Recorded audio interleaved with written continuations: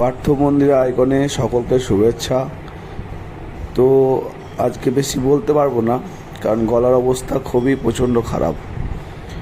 তো এটা দেখতে পাচ্ছ বন্ধুরা, বোলপুরের কঙ্কালীতলা একটা পীঠস্থান।